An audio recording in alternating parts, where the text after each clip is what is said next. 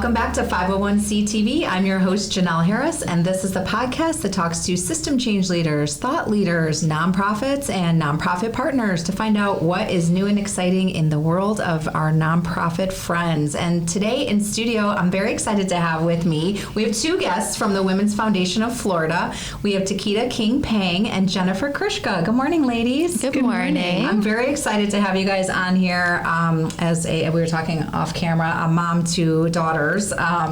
Anything with women's empowerment and moving women and girls ahead in this world makes me super excited. So we have a lot to talk about today.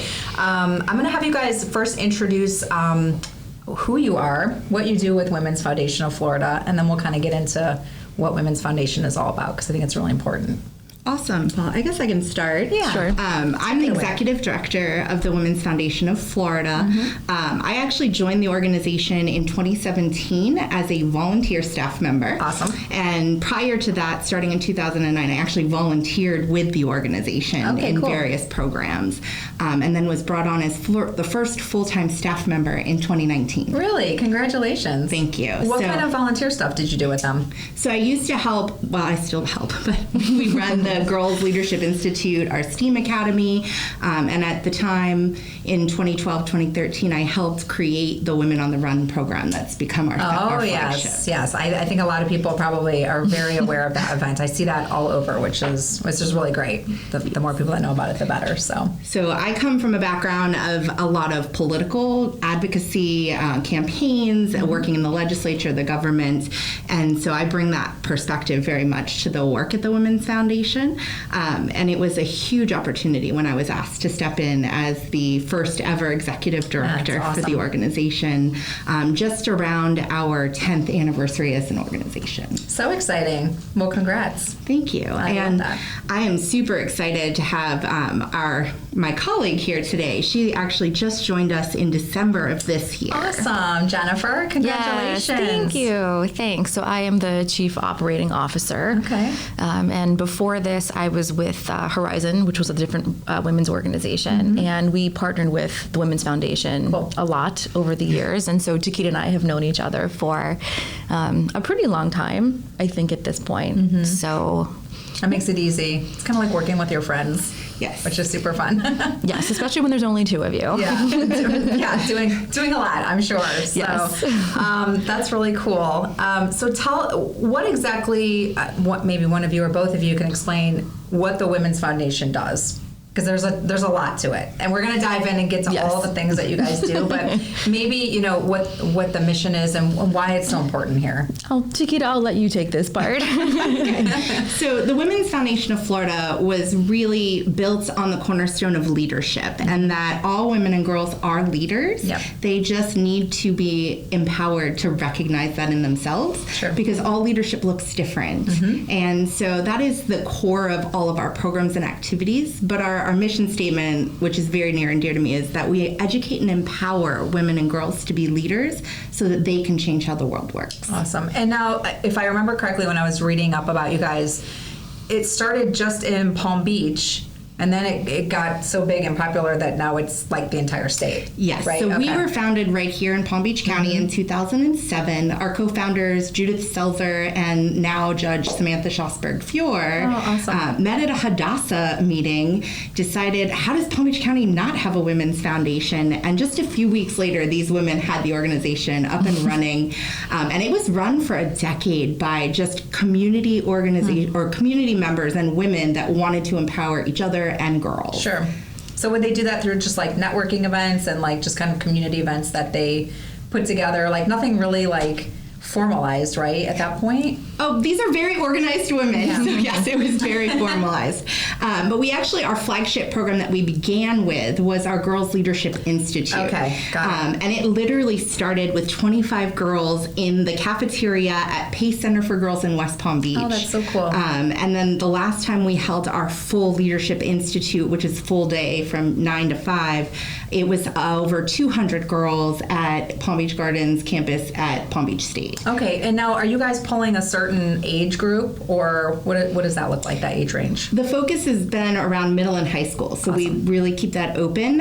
When we switched, though, to a more of a focus on the STEAM activities, we know statistically that if you get girls really excited about the STEM fields in middle school, it's more likely to carry through high school and through college.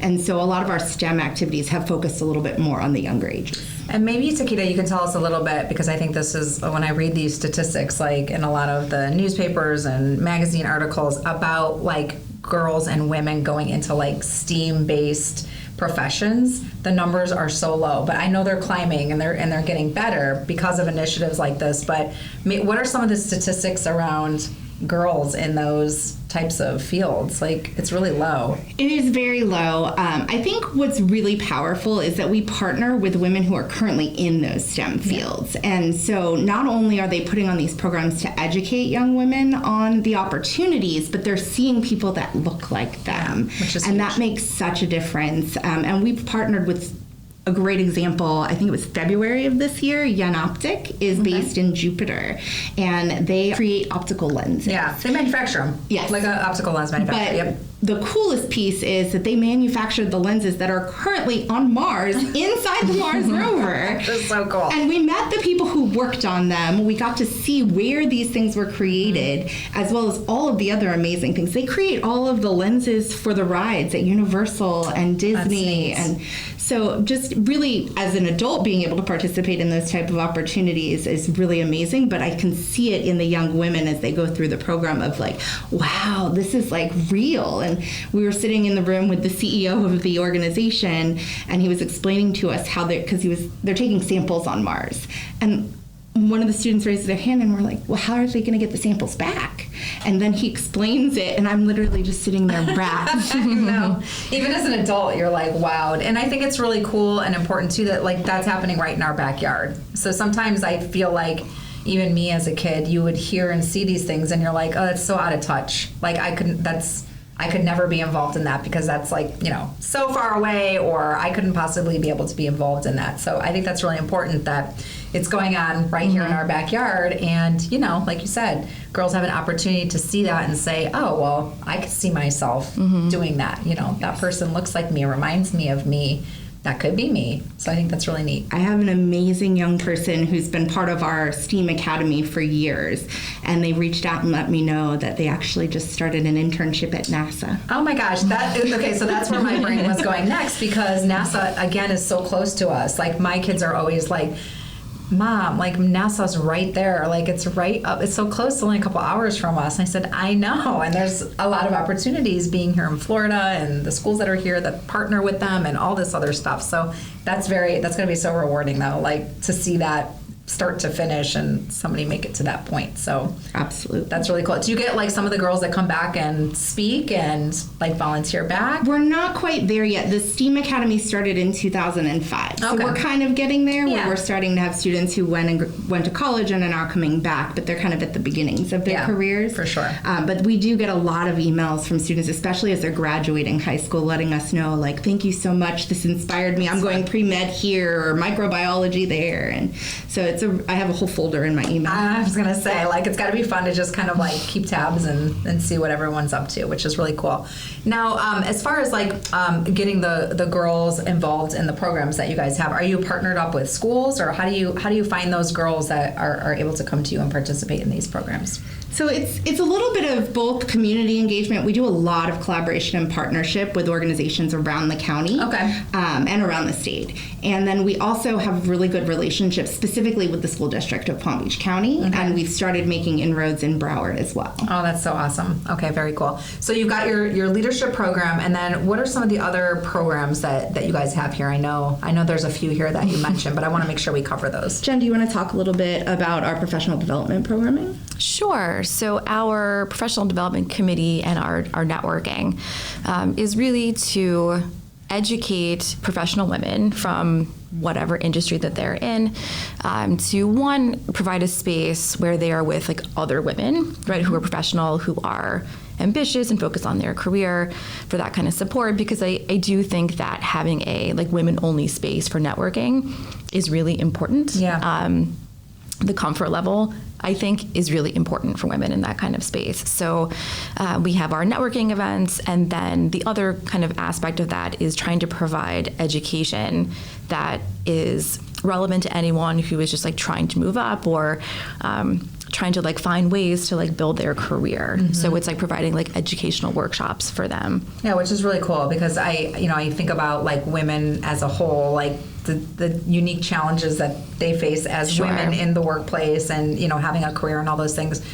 It probably would be very nice to have like a group of like-minded women to just kind of bounce those ideas off and share kind of the same experiences. Yeah, it definitely really cool. is. I mean, like even though we've made a lot of progress, I think in a lot of ways we're still seeing same challenges. Like work-life balance or like managing childcare, like women are still primarily the person that is responsible for that. And so like trying to juggle that and seeing companies who are starting to take a look at like schedules, right? And like, why does the work have to be done from 9 to 5, right? Like if getting the work done well is what matters, I think like being able to see employers who are open to work at 2 a.m, like if that's what works for you, which especially for parents, right? Like that makes a big difference. Yes, it does.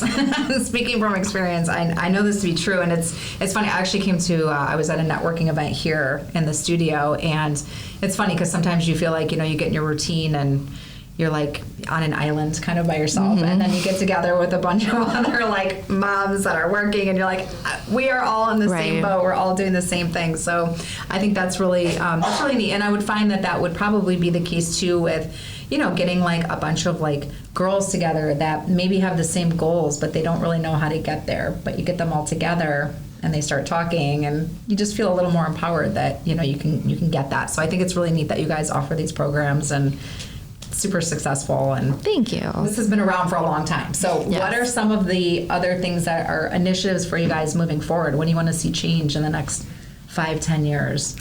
A lot of things. A short list, I guess.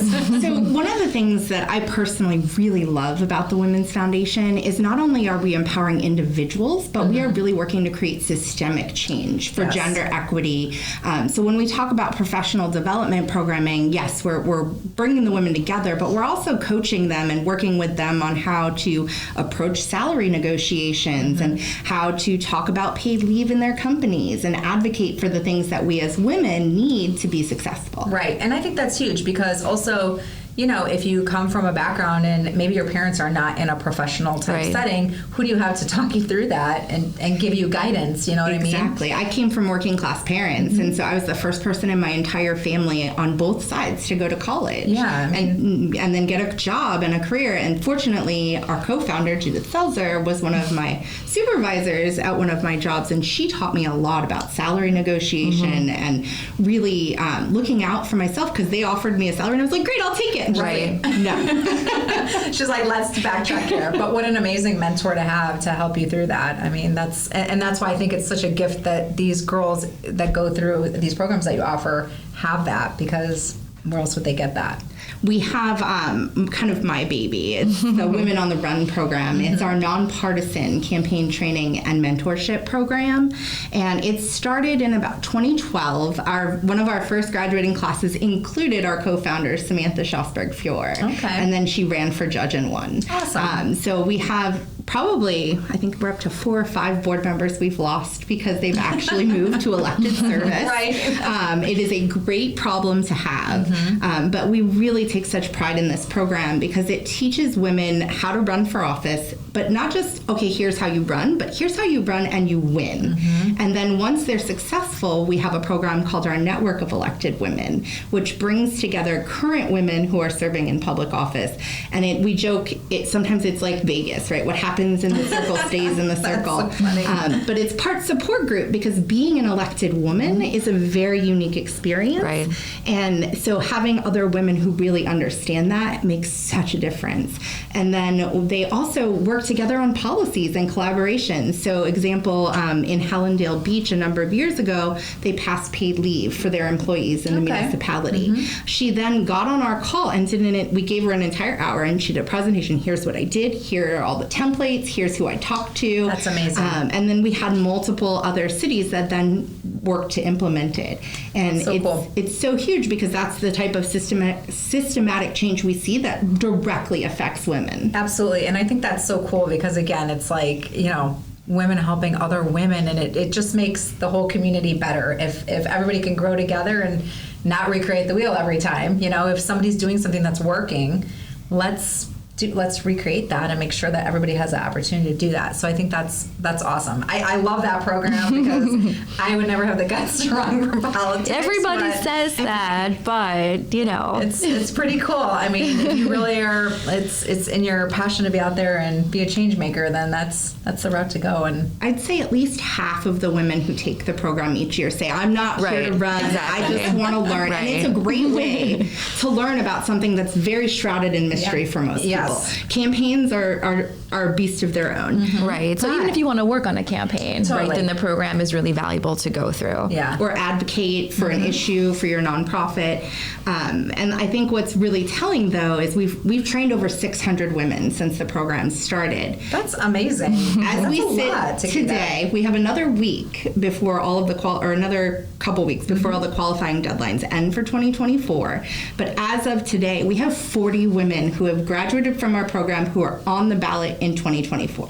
That is amazing. You guys, that's pretty... That's very, yes, thank you. That's a lot of women, so that makes me super excited and thrilled because I am seeing more and more of this, and I have a funny story that I'll share in a minute, but again, also to just have that sense of people like backing you up and trying to get you to the next level, I think is really important. It's cool. I love like women cheering other women on, and I think that's it's so important. It really is, and I feel like sometimes that's all you need is just that extra little like push, because I think sometimes as women we just naturally like tell ourselves like I couldn't do that. I'm not good enough for that, or I couldn't do that. I'm not qualified enough. Yes. On average, a woman has to be asked at least 7 times to run for office before they'll even consider it. And even then, they'll find ways to talk themselves out of it. So there was an event that I went to recently for a woman here in Palm Beach County. I won't say what she's running for because I don't want to like give her away and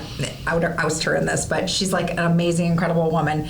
And so at this like round table of like women like business leaders, they were asking her like, what's like your one stress when you're like going out to like talk and speak? And she's like, honestly, she goes, what I'm gonna wear. She goes, I'm the only woman in my my pool that I'm running against all these men. She goes, I can tell you that as a woman, it's like, if what I'm wearing is too tight, is too tight. If it's not tight enough, then it's frumpy. And if, am I wrinkled? Did I ride in the car too long and now I'm wrinkled? And she goes, and I can tell you that my male counterparts don't have that challenge. They just grab their suit and go. So it was really... it's unfortunate that looks is such a component for women. It really is. And it was like a really down to earth, like just a refreshing kind of like funny way that she told it too, because it's so simple, but it's, it's just something that as a woman you have to deal with. And so she told us a lot, about some of the things that she was dealing with and deciding to run. And I was like, wow, it's pretty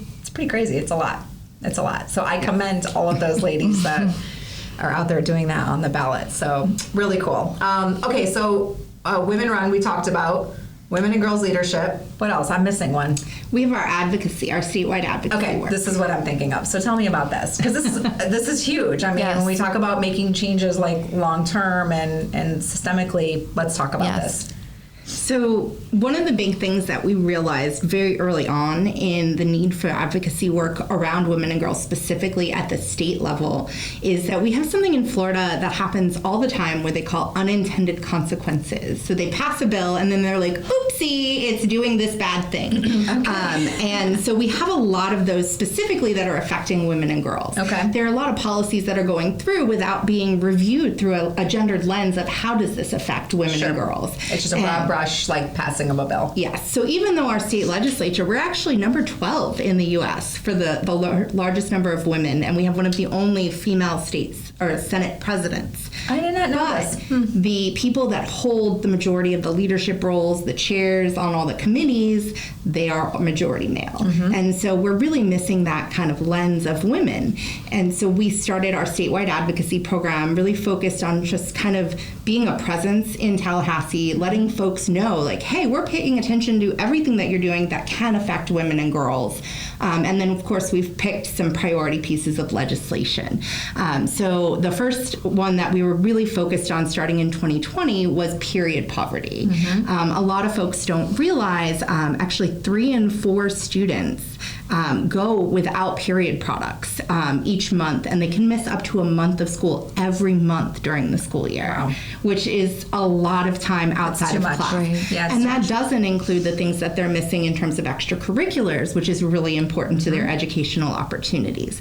And so we actually started working with a student who had a program through Philanthropy Tank, which is a local organization, and she got funding. And so we brought together groups of students around the state who met weekly on Zoom during the pandemic. We were having meetings with elected leaders during the pandemic via Zoom, and we actually were able to get a bill filed for 3 full years. And then the bill passed unanimously in 2023, in great part due to the Senate president and a really strong female leader, Senator Lauren Book, who was the Democratic leader in the House or in the Senate. And then we had Kelly Skidmore in the House who was pushing it through. And so we were able to pass a piece of legislation with student power that affects students directly. Yeah, that's huge. I mean, and nothing can be more empowering to like a teenager than like, hey, I did this, and I took it all the way, all the way up the chain to the Senate and got it passed, which is amazing. So that's really cool. How do you guys keep tabs on like what's going in and out of legislature? So do you have like a team that just kind of follows like you? Yeah, Takeata's our team on that. Here's your team right here. Well, and we're actually part of a large number of different coalitions. Okay, because I was wondering, I'm like, that's a lot to like keep tabs on. Like, how do you know which ones to really like hold on to and so yes, we work in coalitions. So we have certain organizations that are focused on LGBT issues, on reproductive rights, on children's work, and so we all meet regularly during session, and everyone updates on their specific issues. We, as the Women's Foundation, actually manage what we call the Florida Healthy Youth Alliance, which is a coalition of education and medical professionals focused on ensuring that comprehensive, medically accurate sex education is provided in schools. Got it. That's so cool. See, this is like one thing I don't think a lot of people like realize, like behind the scenes. When you mention like coalitions, there are so many of these that just you need them to like keep an eye on everything that's going on out there. And it allows us to really amplify our impact and to reach more people. I mean, for years it was me and my computer here in Palm Beach County during a pandemic trying to have with so many hours in the day to like go on and research and find all this stuff. So many nonprofits are so small, like we are with just a staff of 2. And so if you don't have coalitions, then it makes it so much harder to really have an impact. Yeah, and power in numbers. If you guys can all like kind of group together and you're fighting the same cause, then you do it together and pool your resources and your talent and make an impact. Yes, clearly, definitely. which is really cool. That's very exciting. We have amazing women across the state. Yeah, I love that. What else? What's like the last thing you want people to know before we get into your events? Into our events. Yeah. Well, fundraising is really of course a big part of what I do, and sort of what's always top of mind for me. And so I'm always trying to emphasize our programs are no cost or relatively low cost because we want them to be accessible to women from every background. But that means we really need to do a lot of fundraising in order to support our ability to provide these programs. So of course, like the fundraising piece is really, really important. And, corporate sponsorship and individuals who want to support our work, like that, it helps tremendously. Like nonprofits, live and die by their fundraising, unfortunately. Yeah. So so you guys just had a big event. We did just a week or so ago on Monday, actually. So tell me about this one, because after everyone watches this, you're going to follow. We're going to all follow Women's Foundation of Florida so we can be up on all of the events that they're doing. But tell me about this one because it sounds pretty cool. Yeah, so very exciting. So our Raise the Bar luncheon was actually this Monday. Very exciting. So we were at the Canopy, downtown West Palm. Love that place. Yes. So we had a wonderful panel who was moderated by Holly Davis from WPTV. Awesome. And our panel consisted of women who basically are alums from different programs. Our business boot camp, Women on the Run, and then one of the women was really working with our girls in the advocacy program, and they were just highlighting how going through these programs have really made such a huge impact on them and allowed them to be successful in the ways they were trying to be successful. And then we also gave our Judith Selzer Icon Award to Congresswoman Lois Frankel. Oh, yay. Awesome. Okay, good. That's fun. I love that. Yes. Very cool. And I also think, one important thing too, like you guys having such visibility just in the community. I mean, as business owners and businesses all around the area and the state, like I think it brings a lot of visibility to them too, to be able to say, hey, what policies do I have within my own company here, and how can I change those to be more progressive and and kind of, get up to speed and make sure that everything that I'm doing is fair and equitable. So I think that's really cool. And as I was going through all your stuff, I was thinking from a business perspective that if nothing else, like it also helps change that whole landscape of just our community and all the businesses around here. So I'm sure that they are super involved, and if they're not, they should be, so they can. Yes, we agree. We'd love more businesses to be involved with us. Yeah, for sure. So if you're a business and you're watching, get involved. And, even for just like speakers and stuff, I'm sure always, if there's companies around here that have like awesome policies in place that they want to talk about to kind of spread the knowledge to some other ones, I think that would be really cool. Okay, so we just had that, and then what else do we have? You said summertime, you're kind of regrouping and getting everything ready for the Right, I would fall. say summer tends to be slower, right? We have a lot of seasonal folks who live here, and, school's out, so people are traveling. So we will still continue to do our professional development, networking over the summer. We have a fundraiser coming up with Kendra Scott. Kendra Scott. Who doesn't love Kendra Scott? Yes. Tell me about that. I'm a big fan. Me too. So we are partnering with the Kendra Scott in the Meisner Park location. Cool. So on the 22nd from 5 to 7, if you come in, so it's actually at the Meisner location. Oh, in the Meisner location, at Kendra Scott. Yes, exactly, in the store. So if you are thinking of getting some jewelry, that would be a great time to stop by, because we'll receive 20% of whatever the purchases are during the 2 hours, plus there's an online code. That's awesome. They're so good like that. They do this a lot, and it makes me really happy because obviously it's a company owned by a woman, and she just does so much cool stuff. I follow her online. I'm like, this is awesome. So, okay, good. So let's go out and buy some jewelry and support Women's Foundation of Florida. And anything else? We are like seriously almost out of time, which makes me crazy. But what is like one thing you want people to just take away and know about Women's Foundation of Florida? Or what's like the most? I know, so many things. What about like a story? I always like to give a good story. You gave a great story earlier too about the NASA, about your girl going to NASA. Yes. But what's another good one? Leave us on a good, like one of your favorite stories to come out of this. I'm sure there's a ton. I have so many. I know. Well, I know you mentioned like, I don't want to run for office. And so we had someone who was a community partner who was a community partner with us on Women on the Run. We work with a lot of partnerships in that event. And she was the president, and she joined as like, I just want to see what this is about, because, we're telling our members to join. And now she's on the ballot for the state legislature. But she sat in that meeting saying, I'm not running for office. I think that's funny. It's great. I think it's phenomenal. Like if you have any like inkling to do it and you just want to check it out, I think that's really cool. That's a cool program, and they can find information about that on your website. Yes. Okay, so on Women's Foundation Florida website, you can check that out. We need more women in office. So if you're out there even considering it, then feel free. I thank you both so much for joining here today. We could go on. You should come back for sure. And thank you. Anything for like women's empowerment and advancing women in Florida and beyond is just so necessary and so needed. So I appreciate you both being here. Thank you so much for having us. Yeah, and we will put up all of your socials so everyone can follow along, and keep an eye on Women's Foundation Florida. They've been around a long time, and going to do more good stuff. So thank you. Thank you for joining. Well, that's it for this time on 501c TV, and we want to give a special thank you to both Takeata and Jennifer for joining us today from Women's Foundation Florida, and also a big special thank you always to Kana House Studios, Wellington's first and only social content creation studio, and we will see you next time on 501c TV.